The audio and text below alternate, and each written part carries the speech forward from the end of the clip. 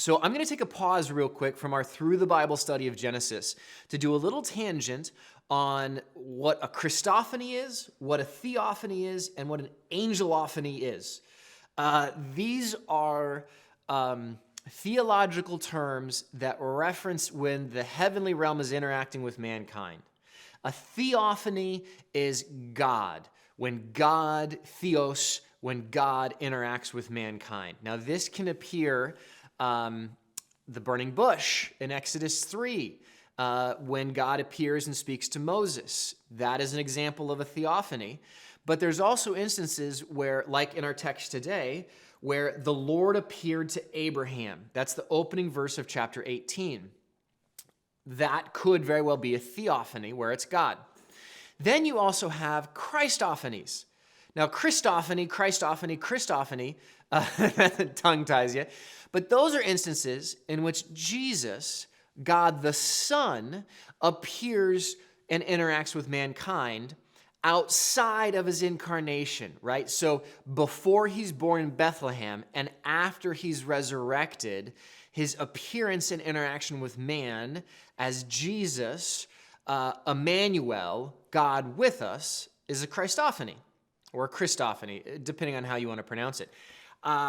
Then you have an Angelophony. Now, this is I had never heard this word used before doing the study today and digging into it.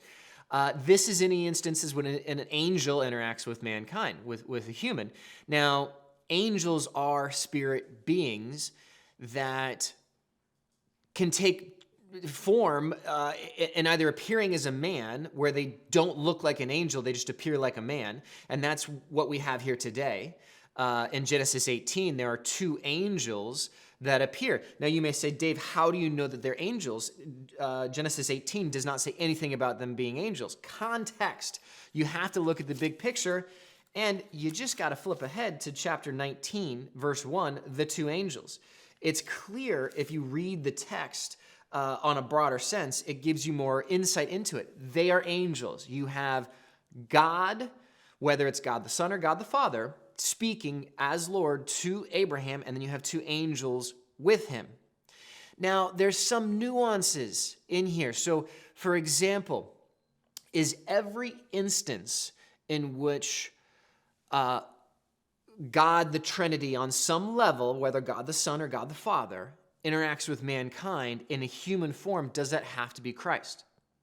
Many people believe that any instance in which an appearance of God in human form is Christ. And the reason why they believe that, Emmanuel. It's Matthew 1:23, but that's actually a quotation of a prophecy from Isaiah 7:14. Behold, the virgin shall conceive and bear a son, and they shall call his name Emmanuel. Emmanuel, God with us. It's understandable of Jesus as the Son of God is to interact with mankind and be God with us. So it's logical that anytime you have the Lord in the Trinity appearing and interacting with mankind, that it's Christ. It's a Christophany. But here's the issue I have with that. Is it possible for God the Father to also take on human form? He can appear in a bush. He's God. He is all-powerful. He can do whatever he wants. The key is context. Sometimes we get clear context and explanation. Context is everything. If the text says things such as the Son, or something alluding to being the Lamb tortured, or anything along those lines, any hints in the text before or after, it's obviously Christ that is interacting with mankind. But if you don't have that, if you don't have that context, one of the things I love about the Bible is it gives us what we need to know. If the Bible doesn't specifically say whether it's a Christophany or a theophany, I don't think it matters. I don't think we need to know. The important thing is in Genesis 18, God interacts with Abraham. And I think that's really cool. Now, whether it's a Christophany or a theophany, I don't think it has any, either way, it's God interacting with Abraham.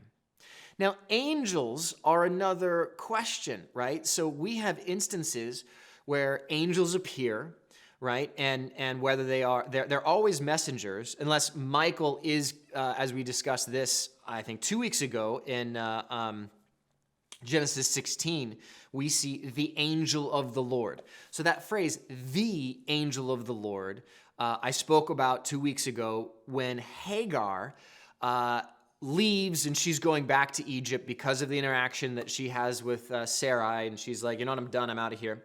And the angel of the Lord appears. Some believe this is a Christophany. It's the same thing, is that you don't see Hagar fall down to the ground because she's surrounded with light, and she falls down on her face and is like, trembling. When angels appear in their angelic form, that's often the result that you see. The shepherds, when they come and say, great blessing has come to you, a child is born, they are terrified, absolutely terrified, because the angel appears in angelic form. But there's other instances where the angel of the Lord appears, but clearly the person who is interacting with them sees them as just in human form and not angelic form. So it goes back to what I said before, is that possible that the angel of the Lord could have actually been Christ, pre-incarnate Christ? Yeah, it's possible. My take is always the principle of simplicity. Whatever is the simplest definition is often the best way to go. The Bible is not designed to only be read by theologians and PhDs. It's designed to be read by everyday normal people. And so that's why, in my mind, the simplest reading, if it says the angel of the Lord, what we need to know is it was an angel of the Lord. And that's how we should take it. Coming up, in a number of weeks, Genesis 32, we're going to see Jacob, so Isaac's son, Jacob, wrestles with God. Is this a Christophany or is this a Theophany? I don't know.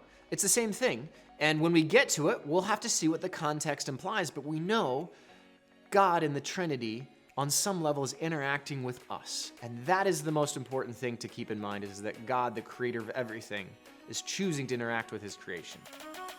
Now let's continue on.